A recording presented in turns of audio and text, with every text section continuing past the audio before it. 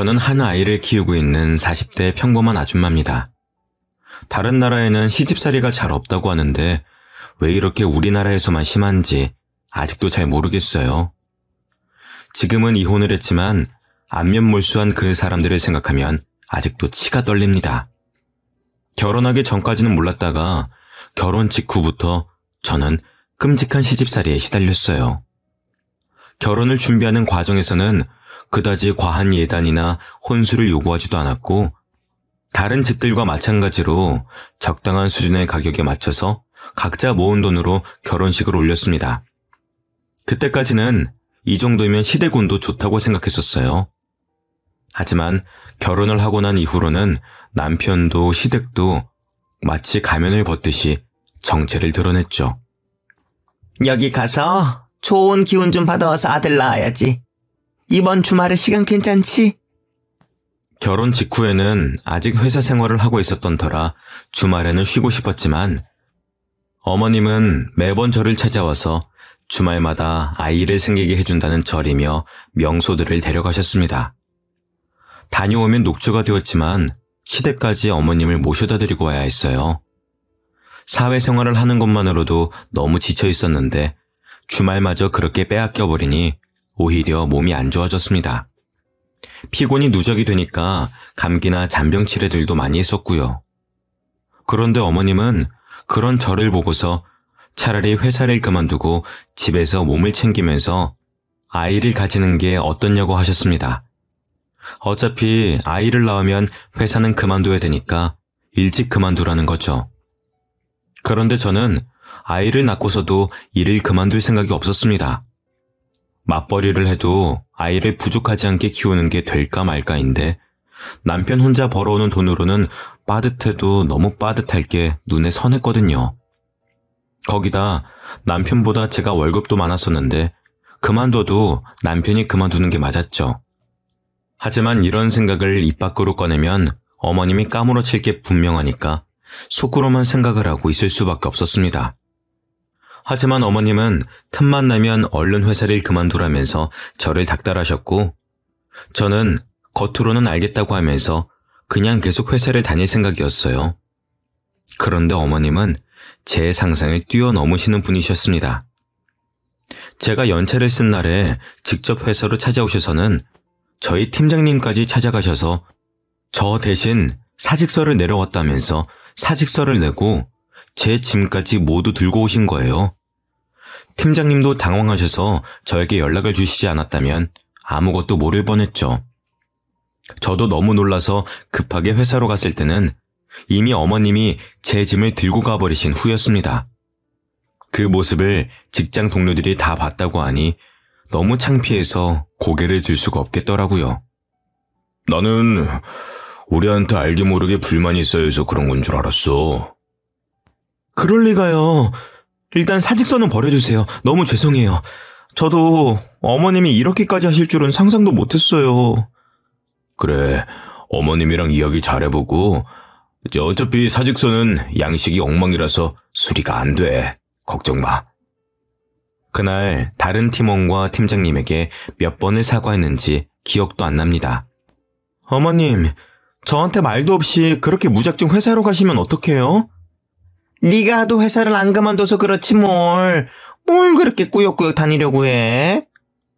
저 꾸역꾸역 다니는 거 아니에요. 계속 일하고 싶어요. 아이 낳는다고 해도 저는 일 그만둘 생각이 없어요. 그럼 애는 누가 돌봐? 엄마가 이렇게 무책임해서 되겠어? 물론 저도 아이 낳으면 육아휴직도 쓸 거예요. 아직 태어날지도 모르는 아이 때문에 회사를 그만두고 싶진 않아요. 그러니까 다음부턴 그러시지 마세요. 뭐라고? 애는 안 낳을 거야? 회사를 다닌다고 아기를 안 가질 거라는 말은 아니잖아요. 그거나 뭐가 달라? 시어머니랑은 도무지 말이 안 통하더라고요. 결국엔 제가 죄송하다는 말로 끝이 났습니다. 여보, 어머님이 오늘 우리 회사까지 찾아가셔서 사직서까지 나 대신 내셨대. 뭐라고? 엄마가 어떻게 거기를 알고 찾아가셨는데? 회사 이름이랑 부서는 알고 계시니까 로비에서 물어보셨겠지.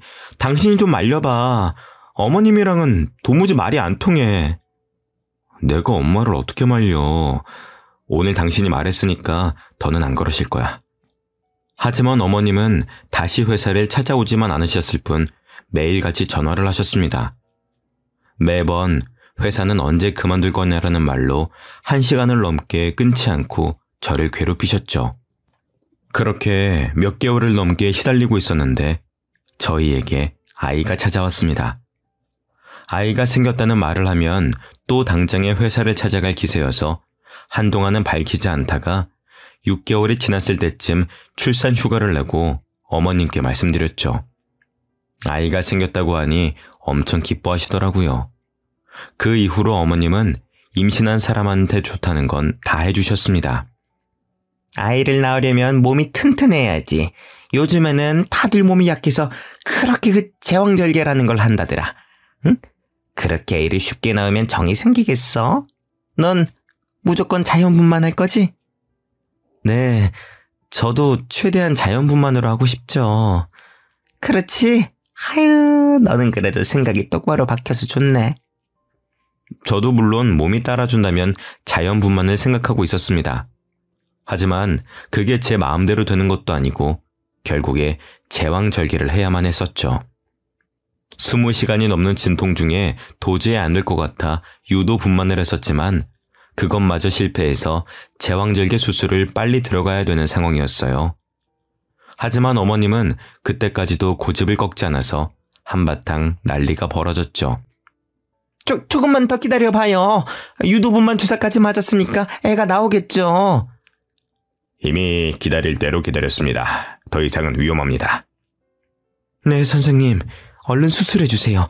이러다 저희 애부터 죽겠어요. 사돈, 너무 성급하신 거 아니에요? 조금만 더 기다려봐요. 지금이 몇 시간째예요. 당신네들 손자 때문에 우리 애 죽일 셈이에요? 죽이다뇨! 옛날에는 자연분만 집에서도 하고 다 아무렇지도 않았었는데 왜 쟤만 저렇게 난리를 떨어요? 괜히 엄살 부리는 거 아니에요? 그리고 사돈 손자이기도 해요.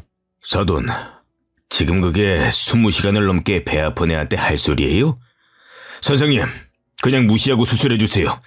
더는 우리 딸 아픈 꼴 못 보겠습니다.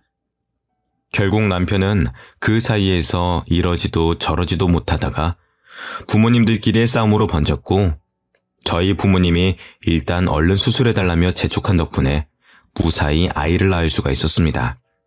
거기다 아이를 낳고 나니 저는 도로 찬밥 신세가 되어버렸습니다. 아직 몸이 퉁퉁 부어서 앉는 것도 힘들었었는데 어머님은 제 병실을 떠나질 않으셨습니다. 그래서 애는 또 언제 볼 수 있다니? 병실에는 언제부터 같이 있을 수 있대? 그건 조금 있다가 간호사분 들어오시면 물어볼게요. 그렇게 멍하니 있지 말고 운동도 할 겸 직접 가서 물어보고 와. 네가 그렇게 게으르니까 애도 한 번에 못 낳고 수술까지 한 거야. 2인실을 혼자 쓰고 있는데 몸도 건강하신 어머님은 굳이 저를 시켜 먹으려고 하셨습니다. 거기에 대답할 힘도 없어서 침대에 축 늘어져만 갔죠. 아이가 태어난 지 3일쯤 지나서 제 병실에 함께 있기 시작하니 불편함은 극에 치달았습니다. 시어머니는 손주가 그렇게 좋으신지 하루 종일 아이만 보고 계셨었고 시누이는 담배를 피우고 제 병실로 들어와 냄새를 풀풀 풍기면서 아이 옆에 있었죠. 형님, 갓난아이도 있는데 담배 피우시고 1시간 정도는 냄새 빼시고 들어오시면 안 될까요? 옳게, 왜 이렇게 예민해? 옛날에는 이런 거 신경 안 써도 다 잘 컸어. 무슨 1시간씩이나 밖에 있어? 옳게, 유난 떨지 마. 시누이는 결혼도 안 하고 아이도 낳아본 적이 없으니 제 말을 이해를 못 하더라고요. 예, 이거 내 엄마 말이 맞아. 이렇게 갓난아기 때부터 담배 냄새 맡으면 안 좋아. 너희 아빠도 너 태어나고 나서는 한 달 동안 금연했었다. 시어머니가 웬일로 제 편을 들어주셔서 시누이는 입을 삐죽 내밀면서도 말은 듣더라고요. 손자를 위한 일이라면 그저 껌뻑 넘어가셨습니다. 저는 안중에도 없으신 게 문제였었지만요. 아이를 낳고 병원이 너무 갑갑해서 산후조리원에도 안 가고 집으로 돌아왔었는데요. 저는 산후조리사를 쓸 생각이었습니다. 아무래도 몸이 너무 안 좋아져서 회복하는 동안에는 필요할 것 같더라고요. 그런데 그 소식을 들으신 어머님은 거품을 물고 반대하셨어요. 너는 돈이 나만 하니? 돈 아깝게 산후조리사는 왜 불러? 갓난아이 있는 집에 자꾸 바깥 사람 들이면 안 좋아. 뭘 믿고 사람을 써? 아는 언니가 소개해 주신다고 하셔서요. 믿을 만한 분이에요. 그래도 어쨌든 바깥 사람이잖아. 정 필요하면 내가 해줄 테니까 그런데 쓸데없이 돈 쓸 생각하지 마. 돈 아까운 줄도 모르니? 어머님은 사람을 부를 돈으로 차라리 자기한테 용돈이나 좀 챙겨달라고 하시면서 기어코 본인이 제 산후조리를 해주겠다고 하시더라고요. 결국엔 또 어머님한테 치고 어머님이 원하시는 대로 하기로 했습니다. 그런데 시어머니한테 맘 편히 이거 해달라 저거 해달라 부탁하는 게 어디 쉽나요? 빨래도 마음대로 돌리시고 옷은 다 상해서 엉망이 되어버렸지만 뭐라 하기도 애매했습니다. 아이를 낳고 나니 손발이 너무 차가워져서 찜질팩을 달고 살아야 했었는데 어머님은 무슨 유난을 떠냐면서 이러쿵 저러쿵 저에게 핀잔만 잔뜩 늘어놓으셨습니다. 그렇게 아무것도 안 하고 누워만 있으니까 그런 거야. 일어나서 운동도 하고 움직이면은 저절로 손발은 따뜻해져. 왜 이렇게 유난을 떨어? 너만 애 낳았니? 어? 결국에는 산후조리는커녕 어머님의 잔소리에 겨우겨우 몸을 움직여 집안일을 했습니다. 몸을 움직여야 임신한 동안 찐 살도 빠지고 몸도 돌아온다는 핑계로 결국엔 집안일의 대부분은 제가 하게 되는 건 정해진 수순이었죠. 거기다가 남자는 집안일을 하는 게 아니라며 남편은 집안일에 손도 못 대게 했었고 남편이 퇴근하고 나면 어머님은 오늘 일을 너무 많이 해서 삭신이 쑤신다더니 혼자서 집안일을 다 한 것처럼 말씀을 하신 덕에 남편과 싸움도 났었습니다. 당신 아무리 그래도 당신 시어머니인데 대체 뭘 얼마나 부려먹길래 퇴근하고 올 때마다 엄마가 저렇게 지쳐있어. 당신도 조금은 도와야지. 내가 뭘 그렇게 부려먹어. 당신이 봤어? 빨래도 밥도 청소도 다 내가 하는데 어머님이 부려먹기는 뭘 부려먹는다는 거야? 어머님은 그냥 손주 보러 오시는 것뿐이야. 당신은 도와주러 오신 분한테 꼭 그런 식으로 말을 해야 되겠어? 오신 김에 손주도 보시는 거겠지. 과장해서 말하지 마. 엄마 힘든 거 뻔히 보이는데 왜 거짓말을 해? 남편은 제가 힘들어서 살이 쪽쪽 빠지는 건 안 보이는지 어머님 편만 들고 있더라고요. 결국엔 몇 번의 싸움 끝에 산후조리사도 어머님도 안 부르는 걸로 합의했습니다. 그런데 산후조리를 제대로 못하니까 손목이며 골반뼈까지 너무 아프더라고요. 그런 와중에 아이는 봐야 하니 제대로 잠도 못 자고 먹는 것도 먹는 둥 마는 둥이었어요. 시간이 갈수록 몸이 망가지는 게 느껴지더라고요. 결국엔 복직을 해야 될 때까지도 몸은 몸대로 망가져서 회복도 못하고 아이를 맡길 곳도 없어서 회사도 그만두고 집에서 프리랜서로 간간히 일하면서 아이를 돌봤습니다. 집안에서 담배를 뻑뻑 피워대는 시누이가 있는 시댁에 아이를 맡길 수도 없는 노릇이었어요. 남편에게 육아휴직을 내라고 하고 싶었지만 회사가 작으니 그런 휴가도 쓰는데 눈치를 주더라고요. 결국엔 남편이 돈을 벌고 저는 강제로 주부가 되어버렸습니다. 남편 혼자 회사에 다니기 시작하면서 저는 혼자 독박 육아를 해야 됐어요. 복직을 할 예정일 때와 돌아갈 곳이 사라지고 나니 남편의 태도가 완전히 바뀌더라고요. 당신은 집에서 살림만 하면서 집 반찬이 이게 뭐야? 나도 애 보느라 정신없어. 이 정도 반찬이라도 해놓은 게 다행인 줄 알아. 아무리 그래도 너무하잖아. 아니면 엄마한테 반찬이라도 조금 얻어오든가. 아니면 장모님은 이런 거 안 도와주신대? 일도 안 하시잖아. 당신, 내가 시어머니 부려먹는다고 뭐라 할 땐 언제고 왜 우리 엄마는 부려먹으려고 해? 당신 입에 들어갈 반찬을 우리 엄마가 당신 뭐가 예쁘다고 해다가 바치겠어? 말이 그렇다는 거지. 안 그러면 당신이 신경을 더 써주든가. 뭐가 그렇게 불만이 많은지 제가 뭘 하든 불만이 튀어나오기 바빴습니다. 전업주부로 사는 동안 남편이 저를 무시하는 말에 오기가 생겨서 어떻게든 다시 복직해서 그런 소리가 쏙 들어가게 해주고 싶었죠. 그래도 2년쯤 지나서 아이가 어린이집을 다니면서 조금 여유가 생겼어요. 낮에 혼자 있는 시간에는 물리치료라도 받으면서 몸을 회복하려고 했습니다. 저도 몸을 회복하고 회사도 복직하고 싶었거든요. 하지만 시어머니는 그것마저 불만이셨습니다. 너 저번에 산후조리사 쓴다고 할 때부터 알아봤다. 돈 쓰는 귀신이야 아주. 세상 사람들 다 너만큼은 아파. 고작 그런 걸로 무슨 물리치료야? 남편은 시어머니가 대놓고 저에게 뭐라고 하는데도 아무 생각 없이 있더라고요. 제 커리어도 무너지고 몸까지 망가져가며 아이를 낳았더니 그건 아주 당연하다는 듯 구는 게 너무 서러웠어요. 남편이 일을 벌려놓고서는 결국 혼자 나몰라라 하는 것도 꼴보기 싫었죠. 제가 경제력을 잃으니 다들 저를 더 만만하게 생각하기 시작했었거든요. 특히 시누이는 아이를 낳고 난 이후로 저희 집에 불쑥불쑥 찾아왔었습니다. 시누이는 공무원을 준비한다면서 나이 40 가까이 시댁에 얹혀 살면서 시험을 준비하는데 시부모님이랑 싸우고 나면 꼭 저희 집에 오더라고요. 옳게 내 말 좀 들어봐. 우리 엄마지만 남의 사정은 신경도 안 쓰고 너무 자기 생각만 하지 않아? 옳게도 그렇게 생각하지? 처음에는 뭣도 모르고 시누이의 말을 들어주면서 어머님 욕에 호응했다가 나중에 어머님이랑 화해하고 나서 그걸 어머님한테 다 일러바치더라고요.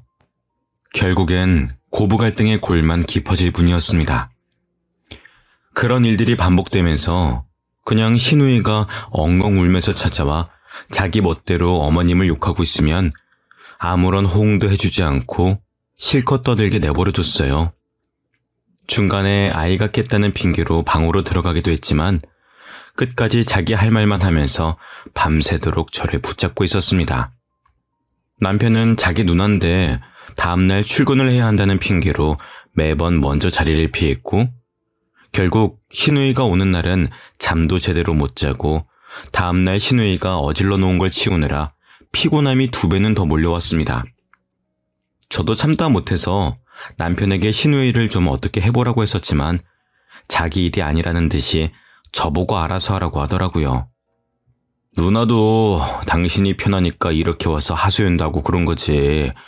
당신이 알아서 잘라내. 왜 그걸 말을 못하고 있어? 그리고 하소연 들어주는 게 뭐 어때서? 그게 말이 쉽지. 당신 일 아니라고 너무 쉽게 말하지 마. 시댁 식구도 가족이야. 가족끼리 하소연도 못해? 당신도 너무 벽치는 경향이 있어. 당신도 엄마랑 누나랑 좀 가깝게 지내려고 노력이라도 해봐. 남편은 도리어 제 탓을 하면서 친하게 지내라는 엉뚱한 대답을 내놓았습니다. 그러면서 정작 본인은 저희 부모님을 찾아뵙지도 않고 심지어는 명절마저도 혼자 보내면서 그런 말을 하는 게 양심에 찔리지도 않는지 입만 살아서 나불거리더라고요. 당신은 우리 집에 살갑게 구는 건커녕 찾아뵙지도 않으면서 그런 말이 나와? 저거랑 시집은 또 다르지. 딸은 출가 외인이라는 말 몰라? 요즘 시대에 그런 게 어딨어? 너무 이기적인 거 아니야? 당신도 이번 명절에는 나랑 같이 친정 가든가. 왜 또 그렇게 예민하게 받아들여. 됐어. 그만 말하자. 남편은 괜히 불리해지니까 말을 끊어버리더라고요. 엄마가 아이를 낳을 때 시어머니가 고집 부리던 걸 가만히 보고만 있던 남편에게 한 소리 하셨었거든요. 그 일 이후로는 저희 부모님은 뵙기 껄끄러운지 명절에도 저만 혼자 친정으로 보내더라고요. 저희 부모님은 괘씸해하는 듯 하셨지만 굳이 남편을 따로 찾진 않으셨습니다. 그렇게 저만 따로 명절에 찾아가는 게 익숙해졌을 때쯤 일이 터졌습니다. 명절에 친정에 가니까 엄마가 안색도 안 좋고 몸이 퉁퉁 부어있더라고요. 엄마 얼굴이 왜 이래? 안색이 너무 안 좋은 거 아니야? 몸도 부은 거 같은데? 내버려둬. 그냥 나이 먹으니까 안색도 안 좋아지는 거지. 몸도 이거 나이 들어서 살찐 거야. 아무리 나이를 먹었다고 해도 이건 심하잖아. 병원도 안 가봤지? 이런 걸로 무슨 병원까지 가. 괜찮아. 조금 쉬면 다 괜찮아져. 조금 쉬고 괜찮아지는 거면 병원은 왜 있어? 얼른 옷 입어. 병원 가자. 얘가 왜 이래? 됐어. 공휴일이라서 병원비도 비쌀 텐데. 나중에 연휴 끝나고 내가 가볼 테니까 얼른 앉아. 엄마는 한사코 연휴가 끝나면 가볼 테니까 신경 쓰지 말라고 했었지만 지금까지도 안 갔는데 연휴가 끝난다고 갈 리가 없었어요. 결국엔 엄마를 억지로 일으키다시피 해서 병원으로 향했습니다. 그런데 병원에서 가보니 응급실에서도 저희 엄마 상태를 보고 몇 가지 질문을 하더니 표정이 심각해져서는 검사를 한번 받아야 될 것 같다고 하더라고요. 아유, 됐어요. 여기서 주사 한 방 맞으면 다 괜찮아질 텐데 뭘 그렇게까지 해요. 엄마는 괜히 의사가 쓸데없는 검사를 한다면서 제 말도 듣지 않으셨죠. 그래도 이왕 여기까지 왔는데 검사 받아보기나 하자. 그래요. 아빠 말이 맞아. 엄마 지금 피곤해서 그런 게 아니라니까? 엄마는 결국 아빠와 제가 설득에 설득을 거듭한 후에야 검사를 받아보셨습니다. 검사를 해본 결과 엄마가 신장 기능이 너무 떨어져서 투석을 받아야 된다고 하더라고요. 지금까지 어떻게 참으셨어요? 혈뇨도 보시고 몸이 안 좋은 걸 느끼셨을 텐데. 저는 그냥 나이 들어서 그런 줄 알았죠. 많이 심각한 건가요?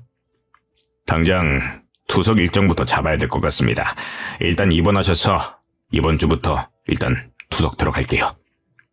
이번 주부터요? 병원 왔다 갔다 하면서 받는 거 아닌가요? 그건 환자분들 상태마다 다른데 환자분은 상황이 심각하셔서 일단 입원하셔야 됩니다. 신장 이식 받으시면 제일 좋은데 혹시 가능하신 분 있으신가요? 저요. 제가 할게요. 너는 몸도 안 좋은 애가 무슨 이식이야. 내가 할게. 너희 엄마 이렇게까지 될 동안 몰랐던 나도 책임이 있어. 아빠와 저는 서로 자기가 이식을 하겠다며 나섰었지만 검사 결과 저희 둘 다 부적합 판정을 받았습니다. 아빠는 당뇨가 있으신 데다 저도 신장 기능이 떨어지는 편이라 이식이 안 된다고 하더라고요. 괜히 제가 몸 관리를 못해서 이식을 못 해드린다는 마음에 너무 죄송했습니다. 안 맞을 수도 있지. 그게 어디 네 마음대로 되는 거니? 신경 쓰지 마. 엄마는 신경 쓰지 말라고 하셨었지만 그게 어디 마음이 편하겠어요? 명절 내내 엄마와 아빠와 병원에서 생활하다가 축 처진 채로 집으로 돌아갔습니다. 안 좋은 일이 있었다는 게 얼굴에 다 드러났는지 남편이 웬일로 친정에서 있었던 일들을 묻더라고요. 당신 처가에서 무슨 일 있었어? 왜 이렇게 표정이 안 좋아? 엄마, 병원에 입원하셨어. 입원? 갑자기? 어디가 안 좋으신 건데? 사고라도 당하신 거야? 신장이 안 좋으셔서 신장 이식자 구할 때까지 투석 받으셔야 된대. 당신이나 장인어른 신장은 안 맞대? 당연히 다 검사해 봤지.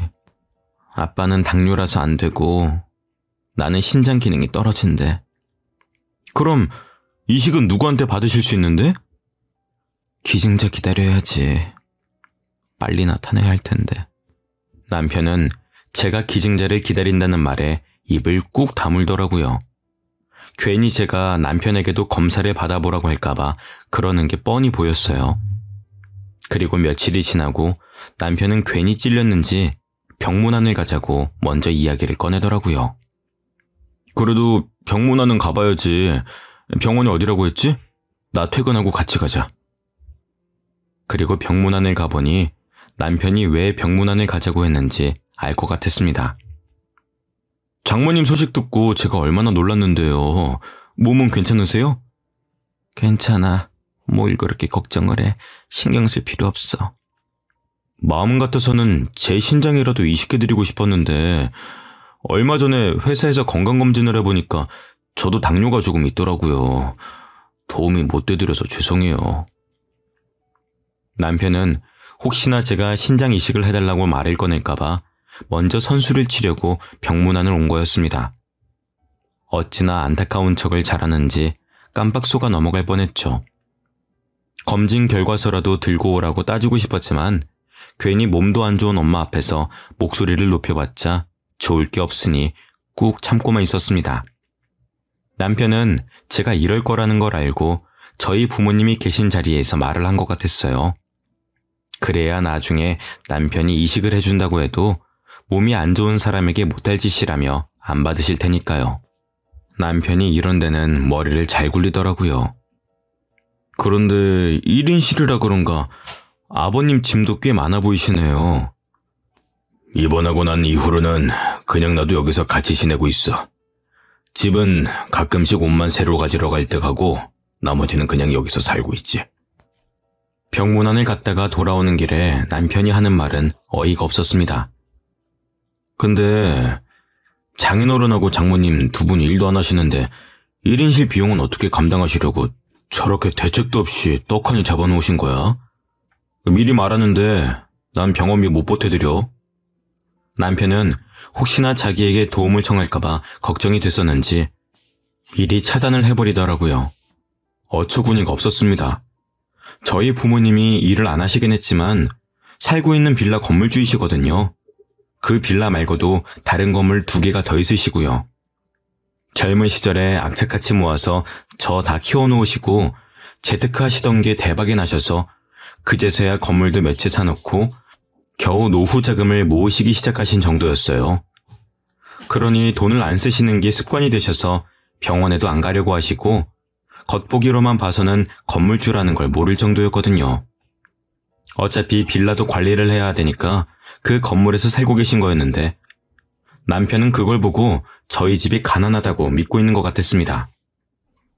당신이 보태줘봤자 뭐 얼마나 보태줄 수 있다고 그렇게 말해? 애초에 당신한테 손 벌릴 생각도 없었어.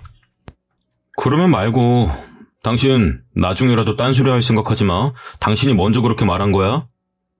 남편은 퍽이나 걱정이 됐었는지 끝까지 돈은 못 보탠다는 말을 하더라고요. 어쩌다가 이런 남편을 만난 건지 제 자신이 너무 한심스러웠습니다. 그리고 얼마 지나지 않아 신우이가 또 저희 집으로 찾아왔어요. 하지만 술도 마시지 않았고 밤이 아닌 아침부터 찾아왔다는 게 평소와 달랐습니다. 심지어는 손에 과일도 한가득 들고 왔더라고요. 형님, 이렇게 아침부터는 어쩐 일이세요? 왜? 올키가 혼자 집안일하기 힘들 테니까 내가 도와주려고 왔지. 그동안 신세진 것도 많은데 이렇게라도 갚아야 되지 않겠어? 신우이는 무슨 바람이 들었는지 저희 집에 들어와 처음으로 집안일을 도와주더라고요. 웬일로 조카 앞에서 담배 냄새도 다 털어내고 들어오는 모습에 뭔가 꿍꿍이가 있는 건가 의심부터 하기 시작했는데 역시나 제 예상이 맞아떨어졌습니다.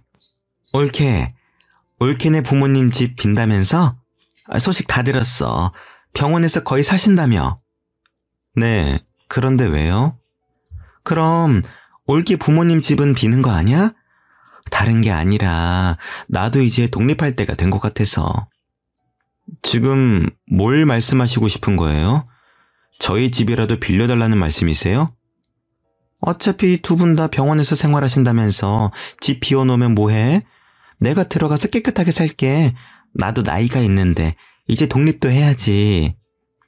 네, 독립하세요. 누가 하지 말라고 했어요? 형님이 독립하시는 거랑 저희 부모님이 집이 비는 건 완전히 별개 문제죠. 저희 부모님 짐도 있는데 어떻게 남을 집에 들여요? 가족끼리 꼭 그렇게 선을 그어야 되겠어? 올케랑 내가 가족이니까 올케 부모님이랑도 가족이지. 어떻게 남이야. 짐 있는 건 난 신경 안 쓰니까 괜찮아. 응? 가족이요? 그렇게 가족 운운하시는 거 안 부끄러우세요? 그렇게 가족 같은 사이인데 저희 엄마 병문안이라도 한번 오셨었어요? 신장 이식이라도 해주실 거예요? 올케, 사람 그렇게 안 봤는데 무섭네. 지금까지 우리 신장이나 노리고 있었던 거였어? 제가 왜 이식을 못 해드리는데요? 아이 낳고 제대로 몸 관리할 틈도 없어서 그런 거잖아요. 형님이 먼저 그런 식으로 말 안 꺼내셨으면 저도 이런 말 안 했겠죠. 대체 사람이 어디까지 양심이 없으면 그런 생각이 가능한지 도무지 이해할 수가 없었습니다. 언제 회복하셔서 집으로 돌아오실 줄도 모르는 건데 무작정 그 집에서 살겠다는 게 제정신인가요? 시누이와 말씨름을 하고 있는 와중에 남편이 뭘 두고 갔는지 집에 다시 들어오더라고요. 누나는 아침부터 무슨 일이야? 뭐 두고 간 물건이라도 있어? 당신이 형님한테 말했어? 내가 뭘 말해? 우리 부모님 병원에 입원하셔서 두 분 다 병원에서 생활하시는 거 당신이 말했냐고. 말했는데 그게 왜? 형님이 당신이 한 말 듣고 여기까지 와서 뭐라고 하시는지 알아? 그럼 이제 우리 부모님 집이 비니까 자기가 거기 들어와서 살겠다네? 저는 당연히 남편이 제정신이냐며 시누이에게 화를 낼 줄 알았습니다. 그런데 제가 사람 파악을 잘못해도 한참 잘못했던 거죠. 남편은 그럴 수도 있지 않냐면서 자기 누나가 돈 몇만 원 정도만 월세로 내고 그렇게 살면 저희 부모님도 조금이라도 돈을 받으니 좋지 않냐고 하더라고요. 저는 그렇게까지 남편의 인성이 개차반인 줄 몰랐습니다. 그럴 수도 있잖아. 어차피 비는 집이고 장모님 병원비도 한두 푼이 아닐 텐데 누나가 그 집 들어가서 한 달에 20만 원 정도만 보태드려도 이득 아니야? 나는 우리 엄마 몸이 안 좋아서 병원에 있다는 자각이 있긴 해? 거기 부모님 짐도 있고 언제 이식받아서 퇴원하실지도 모르는데 어떻게 거길 들어가서 살아? 솔직히 기증자 찾는 일이 그렇게 쉬운 일도 아니고 얼마나 오래 걸릴지도 모르잖아. 이런 식으로라도 내가 병원비를 보태주겠다는데 그것도 싫어? 그럼 말아. 난 병원비 안 보태. 누가 병원비 보태달래? 당신이 주는 푼돈 우리도 필요 없어. 누가 누구를 거지로 보는 거야? 당신 주제 파악이나 해. 형님, 독립이 그렇게 하고 싶으시면 여기서 살아요. 저는 더는 이 남자랑 못 살 것 같더라고요. 시누이에게 정독립을 하고 싶으면 저희 집에서 살라고 하고서는 그대로 짐을 싸서 저희 부모님 집으로 제가 들어왔습니다. 그동안 간병 때문에 아버지가 관리 못하시던 건물을 제가 대신하고 있었거든요. 내친 김에 그냥 제가 그 집에서 살면서 관리하기로 마음을 먹었습니다. 그게 훨씬 편하니까요. 그렇게 집을 나온 후 시어머니에게는 또 전화가 끊이질 않았어요. 너는 애가 왜 이렇게 모난 구석이 많아? 그냥 넘어갈 일도 꼭 선을 그으면서 너 하고 싶은 대로 고집을 부려야 마음이 편해? 왜 이렇게 애가 이기적이야? 어머니, 대체 누가 이기적이라는 건데요? 그렇게 가족 같은 사이라고 하시면서 병문안 한 번 안 온 사람이 뻔뻔하게 집을 달라고 하는데 그걸 참아드려야 하는 거예요? 그게 그렇게 어려운 부탁이야? 그냥 사돈 퇴원하실 때까지 빌려주는 게 뭐 그리 어려운 일이라고 일을 이렇게 복잡하게 만들어? 집 나가면 끝이야! 집 나가면 끝인 게 아니라 끝이라서 집을 나온 거예요. 저는 이제 더 같이 살 마음 없어요.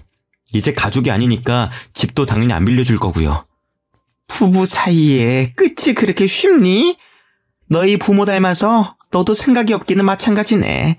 돈이 없으면 눈치라도 있어야지. 너 이혼해도 위자료는 한 푼도 못 줘. 위자료요? 그깟 푼돈 저도 필요 없어요. 그리고 저희 부모님이 생각이 뭐가 없는데요? 돈도 없으면서 병원 1인실을 쓰는 게 생각이 있는 사람이니? 그러면서 나중에 돈 빌려달라고 할 게 뻔하지 뭐. 쓸데없는 걱정하지 마세요. 저희 집에 차고 넘쳐나는 게 돈인데 남편 도움은 필요 없어요. 돈 빌려달라고 하지 않을까 걱정하던 건 저희 부모님이었다고요. 시어머니와의 전화를 끊고 얼마 지나지 않아 남편이 찾아왔습니다. 당신 정말 이런 일로 이혼하겠다는 거야? 당신 이혼이 그렇게 쉬워? 우리 애는 어떡하고? 안 쉬우니까 지금까지 참아준 거야. 당신 같은 사람 손에 애를 어떻게 맡겨? 당신 이런 식으로 나오면 위자료고 양육비고 한 푼도 못 받을 줄 알아? 당신이 위자료든 양육비든 줘봤자 얼마나 준다고 유세를 부려? 제 말에 남편은 자기가 예상한 반응과 다르게 나오자 당황한 것처럼 보였습니다. 당장 이혼 서류에 사인해. 나는 다 해놨으니까 당신만 사인하면 돼. 남편은 아무렇지 않은 척하며 보란듯이 제 눈앞에서 서류에 사인을 해버리더라고요. 그렇게 저와 남편은 이혼을 하고 법원을 나서는 길에 아빠가 저를 데리러 오셨습니다. 엄마가 아픈 후로 아빠는 엄마가 퇴원하면 여기저기 함께 다니실 거라고 비싼 외제차를 뽑아서 운전 연습 겸 시내 곳곳을 돌아다니셨었거든요. 남편은 아빠가 외제차를 몰고 나타나는 걸 보고 어안이 벙벙해 하면서 저를 붙잡더라고요. 장인어른이 어떻게 외제차까지 사고 다니시는 거야? 내가 말했잖아. 당신이 주는 푼돈은 필요 없다고. 부모님이 사는 그 빌라 전체가 아빠 명이야. 그거 말고도 건물이 더 있는데 당신은 그것도 모르고 누가 누굴 걱정한 건지. 다시는 우리 눈앞에 띄지 말게. 못난 사위도 사위라고 마음에 안 들어도 다 참아주고 있었더니 정도껏 해야지. 장인어른, 건물 가지고 있으셨다는 것 정말입니까? 왜? 이제서야 우리 재산을 들으니까 후회가 되나?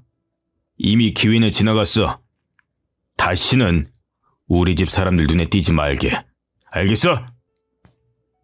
이미 끝난 마당에 그게 진짜면 어떻고 아니면 어떡하게? 멍청하면 착하기라도 하든가. 어쩜 이렇게 하나같이 다 뒤떨어지는지. 제가 남편을 보며 비웃어주자 남편은 어안이 벙벙해서 그 자리에서 굳어버리더라고요. 저는 그런 남편을 두고 아빠의 차를 타고 그 자리를 떠났습니다.